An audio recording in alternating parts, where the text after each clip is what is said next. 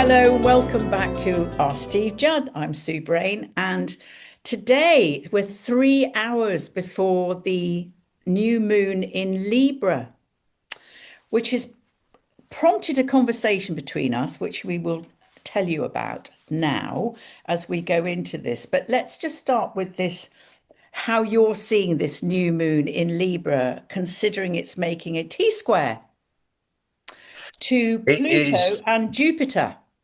it is weekly square Jupiter and weekly square Pluto.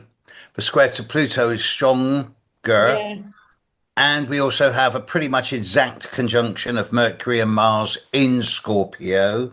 yeah. So there is definitely a scorpionic overtone to this Libra new moon. Mm. Um, as I'm fond of saying, we may not be being lied to, but we're certainly not being told the whole truth. But they're coming up. I mean, everything. You never know what's going to be coming up next, do you? And I think Pluto's doing a really good job. It's only 1 degree into Aquarius, but it's doing a good job already digging up the the un the unseen. Well, And I think, I couldn't help but notice on the news this morning that Donald Trump's just demolishing the East Wing of the White House. well, he's done the Rose Garden, so why not the East Wing? I was turning it into a ballroom. Oh my God, help, help, help. So what do we think about this new moon in Libra? Because we were just mentioning the conundrum of Prince Andrew before we started recording, and he has been a dick. There's no question about that. And and I'm not fighting his corner at all. But I can't imagine what his the fall from grace is so enormous. And I know people throughout history have experienced this. And this does not negate his behavior. But I do have compassion for the human condition. That's where I always come from. And in that respect, I do have compassion for for the total annihilation that he's experiencing. And that, again, that does not negate the behavior at all, or what he did and what he may have done and what may still come to light. But I do have a sense of compassion and, to kind of take the plank out of your own eye first. And I just wondered where you were with this, Steve. When I hear you and one or two other people in my life talking about compassion, I have to sort of own my own feelings here. I want to be an empathic, sensitive, compassionate person. It is part of who I am. It's part of my life and my makeup. And I have compassion for every living being, including Prince Andrew. But he is a serial abuser He of is. young women, and he has no contrition and no shame. He is coming from an area of entitlement. So I find it a paradox and a contradiction in terms when I try and feel compassion for everyone, yet unable to reconcile his unwillingness to acknowledge the abuse he has done. Well, it's interesting because he hasn't. It has been done to him. The shaming has been done. If he had owned the shame, if he'd owned his shame and his guilt, I don't think this would have I manifested in a totally different agree, way. and But he that's what I didn't. said. I say to a lot of my clients, look, if you own your beep, then Yeah, yeah. you'll get over it much quicker, and people will remember that you owned it. Exactly, and that's a whole different experience, but that hasn't happened. And it's, in psychological terms, if you don't own who you are, it will own you. And that's exactly what's happened. But it's interesting for me that it's come at the time of this new moon in Libra. Yeah, and it is years ago. To my sorrow, the single biggest video I've ever done on YouTube was on the horoscope of Jeffrey Epstein. That's got more views than anything else, which I find a bit like, ooh. Yeah. But I did a long video on it a few years ago. And Epstein and Maxwell and Andrew's chart all have a lot in common in certain degrees. And Andrew's chart has the Venus, Ceres, Mars conjunction at 27, 28 degrees of Capricorn, The which this rounding new of gold. moon is exactly square. So, and then Yeah. again, the new moon in 3 months' time will be exactly on top of his Venus Mars Ceres conjunction. Yeah. It'll also hit Maxwell's chart. So I'll be interested to see if she does get that royal pardon Yeah. from, Yes. from Trump. Yes. We are not being told the complete truth about everything connected with this because there's too many important people who have their egos and powerful positions to Yeah. protect. It will come out. But you know what? Capricorn is it can be, especially if you've got oh God, it's gone. Chiron in Capricorn. It is the scapegoat. It can be the scapegoat, and it does feel like that maybe. And again, I'm not negating anything that he's done. It is it's not. Yeah, he did what he did, and he's taking the rap. He's definitely taking the rap for it. But I do feel like because it's so politically sensitive, especially with people in power, currently in power, definitely having been involved, somebody's got to take the fall for it. And maybe he's the one at the moment until the rest of it comes out. Well, bearing in mind what's come out so far is only the tip of the iceberg. Yes. Once they start talking about what was going on over that 10 years of arms sales trips to Kazakhstan, Yeah. Azerbaijan, Tajikistan, Yeah. No, Turkmenistan, yeah, a he's lot of right. people are going to be very interested in keeping him quiet. Yeah. Yes. Well, We'll you see. know, you reap what you sow. You reap what you You sow. definitely But reap what you sow. And I, but as you say, it is new moon, yeah, and because it's square Jupiter and Pluto, yeah, it would be very easy for the hype to be over exaggerated, for the vitriol, for the subversive, the yeah. coercive to become much more accentuated than it need be.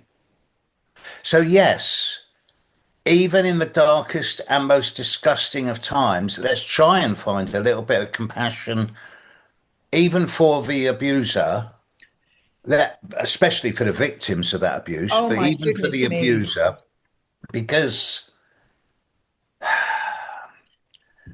because that's the standards I set myself. Yes, I think so. And as again, this is not about negating his behavior. Absolutely not. But the human condition and being here is really tough. And some people have it tougher than others. But it's very interesting. I also feel that such a karmic relationship between him and Sarah Ferguson, who's also attracted scandal all her life. And it's fascinating that and now that, I mean, from what do you believe in the news these days? But from what I understand, they are supporting each other.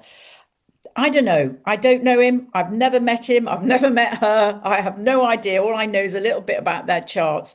But it's an interesting time that it should come, particularly during the Libra, which is about balance and harmony and cooperation. Yeah, it's It's interesting also times, isn't also it? I find it fascinating that as we speak, And Neptune is at 0 degrees 1 minute of Aries. It's going to retrograde back into Pisces in the next 24 to 48 hours.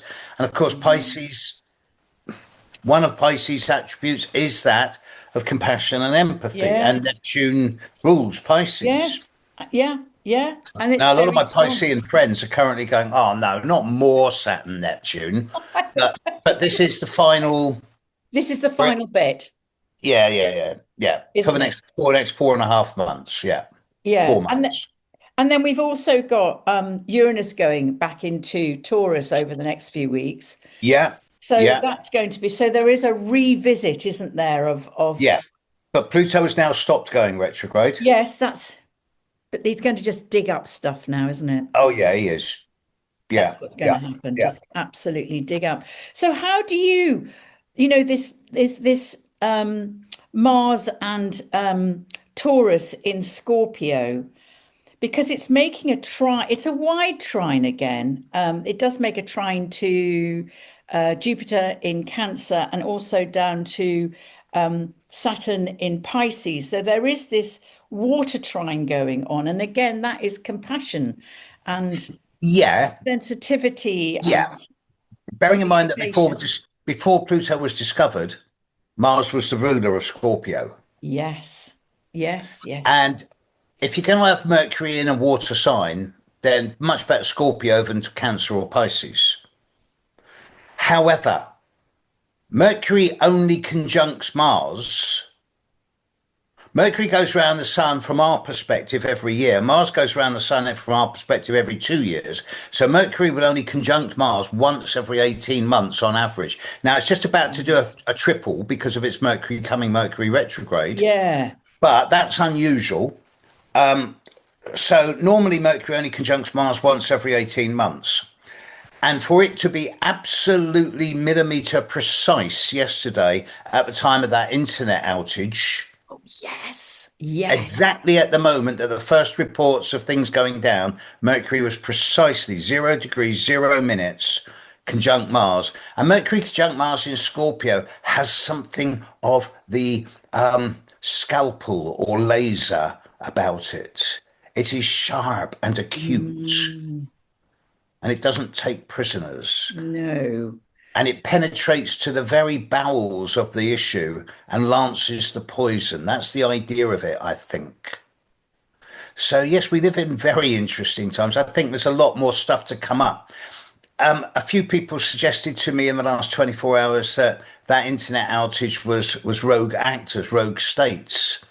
But for it to happen on a precise second, the precise moment of Mercury conjunct Mars suggests either both astrological and technological ability to the nth degree, or Yes. the fact that it's not rogue actors and it's just human incompetence, which I Human suspect is error. more likely to be the case. Isn't that but the Scorpio is involved, and we all know Scorpio is very dodgy, underneath Yes, it, on the other side of it. but wait a minute. Let's just dispel a bit of this stuff around Scorpio. Just because all this Scorpionic and Plutonic stuff is around doesn't necessarily mean coercive or subversive or manipulative. It does mean hidden, It does. but that's not necessarily nasty. So, No. so if someone accidentally put a forward slash instead of a backward slash in a coding and thought, oh shit, look what I've done. Yeah, Oh, yeah. quickly cover it up, then that's not evil. That's a human incompetence. Yes. I always look I always look at Mars in Scorpio's 007. I like the way you went, yes. I don't know.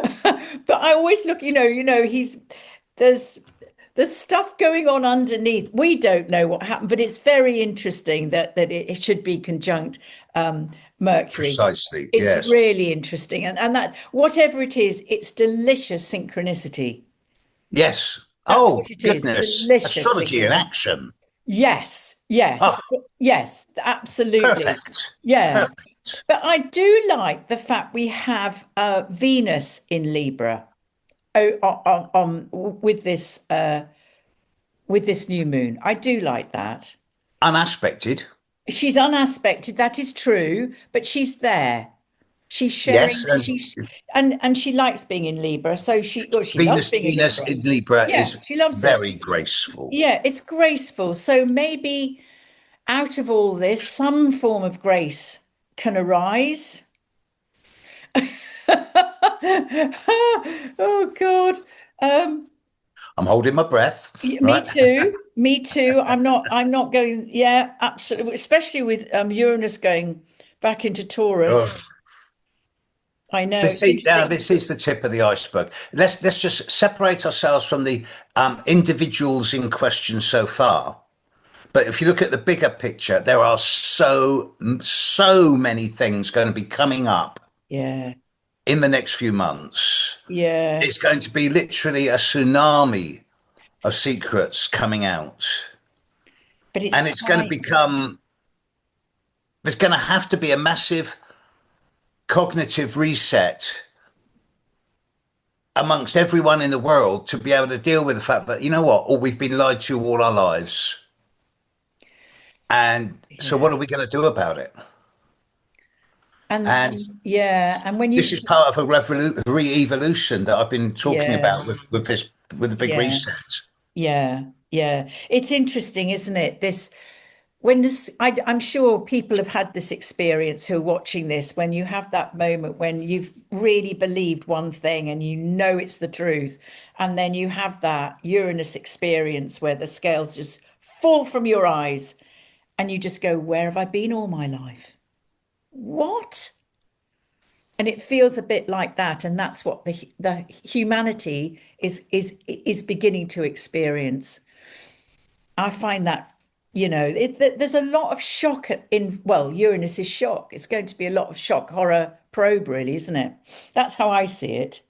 On that note, I've got something that might be totally unrelated to this, Okay. and I didn't prep you about this in Oh, advance. okay. Um, I don't watch a lot of television. Rarely do I watch television, but there's something on television at the moment on the channel that everyone loves to hate, the BBC. It's about older women. It's about women over 50 who are become invisible, postmenopausal, undervalued, ignored, unwanted, seemingly invisible from the world. Everyone takes them for granted. And it's a group of four or five of them set in Yorkshire. So what have they done? They formed a punk band. It's called Riot Women. And it's the most raw, cutting edge thing I've seen. Every man should watch it. Every woman should watch it. Every man should watch it. It's about Yeah. claiming the power of the older woman. And it's brilliant. Mm. Well, I think that I've talked a lot to my clients. I'm sure you do too, or maybe you do, maybe you don't. But a lot of women come to me around about the age of 50, Chiron return. And of course, for a woman, that's the mark of the menopause. Mm, That's it, because the average age of menopause is about 52. And just, this is the question. Do you want to deny your aging or do you want to embrace it? And that's what Chiron celebrate it. invites us Yeah. to do and celebrate it. And normally people who come for a reading want to celebrate it, but they don't know how. And I find that really interesting. So that sets up a whole different kind of conversation about being an older woman and having been through it 20 years ago. It's so interesting to look back on 50-year-old women now who are Yes. just I always say, my God, you're just, oh, you've done school, you've learned everything you need to learn about the human condition and do your thing, and now you can go to university and take your PhD in being a woman. Ab- and I'm almost jealous. You All should right. be. It's great. I'm almost jealous. Yeah. However, what I have seen is that just in this last 1 decade, the number of men on my client database has risen from about 8 or 9% to 25%. Whoa, that's great news. And the majority of them are young, like under 30, which I find incredibly encouraging Yeah, me too. because they're embracing on the one hand it's easy to say, yeah, a lot of the youth are getting caught up in gender stereotypes and gay transgender stuff, and the whole thing's getting mixed up. The other alternative way of looking at it is that a lot of young men and young women are becoming more and more comfortable with both their masculinity and their femininity. That's the alchemical process happening. That's the alchemy. Oh, I'm getting shivers. That's the alchemy, Yeah, and that's just great for yeah, humanity. yeah. Yeah, we'll have to see where it goes, but I think we're going to swing massively one way, and then at some point we'll go back into the middle again and find that middle ground with it all. But we have to Yeah, go to the but extremes that first. middle point will be an upgrade on where it was 20 years ago. Exactly. But we need to go the way it's going at the moment for it to swing back. It'll Yeah. take time, but I find these are the generation. Then there'll be Pluto in Capricorn. Yes. Yeah. And Sagittarius. And Yes. Sagittarius. Gosh, yeah, Pluto and Sagittarius are really exciting generation But because they'll just you say it'll take time, and I'm it not so will. sure it will because I think we're on a vastly accelerated curve. And in that context, we seem to be getting more and more indicators of how things are accelerating. Hello, Three Eye Atlas. Hello, Three Eye Atlas. Closest to the sun in 8 days' time. Now, I'm not going to steal his thunder, but my friend Rick Levine, has got some fascinating ideas on Three Eye Atlas. And he's going to be presenting these alongside me and Alex Yeah. Trinell when we're doing the next mini shifts happen on November the 10th Where are in you doing London. that, Steve? London, a London. major five-star hotel in London Right. on the evening of Monday, November the 10th. And there's a whole new website being launched in the next 48 hours with all the details. And everyone who's attended it already, the first one will also automatically get notified. And I'm going to be bigging it up big time. But Rick's going to be talking about Free Eye Atlas. Yeah. And to have Rick Levine coming over to talk with me and Alex Trenauer, Yeah. it's like mini shifts happen all over again. Isn't that So, fantastic? Well, yeah. I've been reading up about plasma because I didn't know much about plasma, and there's been a lot of talk about plasma around Three Eye Atlas. Mm. And what I'm fascinated now, this is according to the traditional scientists, that plasma that the sun is created from plasma, and the stars are created from plasma, but Three Eye Atlas is not. Mm. It's not created from plasma. It will have, according to them, it will have a plasma tail, maybe. We'll have to see when it comes out from the beams of the sun. But If I'm it does. fascinated by that. But what I was really interested in, I want to run this past you and see if this resonates with you, that plasma creates the twinkling of the stars. It, would you not say? Carry on. So, I mean, plasma is makes up what the most of what we see in space, and then there's a huge amount we don't see in space, like the Dark black matter. holes and things. Exactly. And I was thinking, being an ancient, looking up and seeing the twinkling of the stars and thinking, wow. And then I felt my heart open. And then I suddenly thought, this is what the gift of the plasma does for us. It opens our heart to awe, to the magnificence of something that we can't explain, we don't, I mean, we're beginning to sort of understand it more now, but this feeling of wonder. And I think that's the gift of plasma. It opens our heart down on planet Earth as we look up and see this utter beauty. And then no wonder the ancients thought that the souls were came from or came from the Milky Way. When you look at the Milky Way, we can't see it nowadays because of light pollution. But I remember as a child seeing the Milky Way and just going, "Oh my God!" And that is created, Do you know where obviously. the word plasma comes from originally? Its No, etymology, no. Greek, Oh, meaning meaning to form or to to mold. form. That's right. Yes. So Mm. the Greeks, well, the ancients knew, but I've also been reading up about a wonderful chap called Empedocles. I don't know if you've ever heard of him. He came before Plato, and his teachings. How do they know it was his teachings? But anyway, this is what they're saying. Whoever they are, they're saying that he was one of the first people when we incarnate into the cloth of matter, the soul incarnates. The glue that keeps it here is love. And I just think, wow, So, and I think that all ties up with opening our heart to the heavens, to the Milky Way, to whatever the beauty of plasma is. So I just wanted to run that past you. That's We are on the verge my of a latest thing. breakthrough in consciousness, which is going to unite us with previously unrecognized areas of experience, different dimensions of experience, different planes of existence. And the unifying force that will make that breakthrough is love. You're right. But it is not Definitely. the love that is just like, oh, isn't it lovely? It's all beautiful. No. No.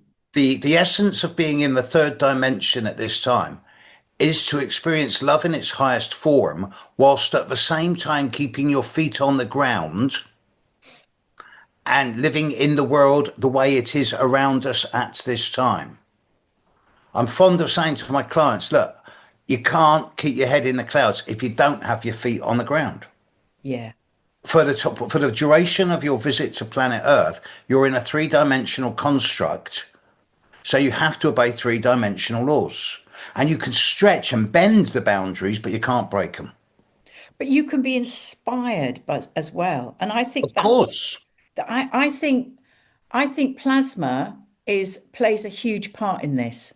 But this is me. I don't know what I'm talking about, but I just feel it inside me. It'd be really interesting to see what anybody else thinks. But tell me about what you think about Three Eye Atlas. I think it's a lump of rock that comes from interstellar space. Now, there's a lot of astrophysicists, a guy called Loeb in particular, who's perpetuated a lot of Yeah, stories about constructs and yeah, art, and it's just like, no, I'm not buying into that. yeah, All of the signatures suggest that it's a lump of rock, but it is interesting that its tail has yeah, recently completely faded, yes, and now it's behind the sun as we speak, yeah, and we won't see it again till early November. I something that I think is quite feasible is that life as we know it was seeded by comets. yeah, Now, possibly. now, as it happens, at the moment of Three Eye Atlas's closest point to the sun, when it comes in between the orbit of Earth and Mars, this happens at the time that the Earth is the opposite side of the sun. So the sun is blocking Three Eye Atlas from Earth at this time and for the next couple of weeks. But by the time we're into mid April of next year, we will be passing through any remnants of the tail of Three Eye Atlas. And if there's any bacterial, viral, or seeding substance still in that tail, that is when we will pass through it. Now, according to what I read, there is no viruses alive in space. So I'm not sure about that. Oh, come on. Well, there may not be viruses, there's certainly bacteria. Yeah, we'll have to wait and see about that. How single cell organisms is Yeah, how no, true, you have single true. cell organisms that can live at Yeah, minus 180 degrees centigrade are progenitors of life in many ways. For example, mushroom spores. they did come from space. There's no fossilized mushrooms older than 30,000 years on this planet. Yeah, no, they did come from space. I will admit that. I don't, I mean, the thing is, I'm not a scientist and I wish I was now, of course. But what I adore about Three Eye Atlas is it's on a journey to somewhere else. Yes, And it's just going, oh, hello, I'm off now. yes. It's not stopping, it's It's a carrying on. cedar. It's a cedar. It's a cedar, and it's also carrying on from, in the path of the other two that went, hello, I'm Yeah, off.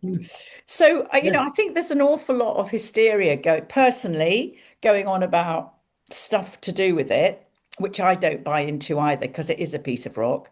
So I'm just curious how, let's just be in awe and the not yeah, knowing. yeah. for I did now. a workshop last week with a bunch of astrologers in America, and they wanted to know not just about astrology, but about the crop circle phenomena. And I was saying to them, look, we have so few mysteries left. Why do we always need Yeah, rational explanation? Can't we just look at something and marvel at it without needing to understand it? I couldn't There is a agree more. beauty and Absolutely. a love in pattern and in motion and Yeah. in movement. And sometimes it's fine just to look at stuff in the fields or in the sky and just go, Yes. Yeah. and we don't need to rationalize it or explain it. Well, and because I do feel that it does open the heart. And I think, Yes. that's love. It isn't a love for another human being, which is so limited. It is absolute, oh, that It is kind of, being one with the universe. yes, absolutely. And maybe that's what the stars are there for, the plasma, three-eye atlas. Wow. What a lovely way to end today's session. I totally agree with you for once. And meantime, happy new moon. Oh, yes, happy new moon to you. And we'll see others next time. Yeah, Yeah, see you in a yeah, month. Yeah, yeah, for indeed. sure. All right, see you then. Bye. For Bye. now.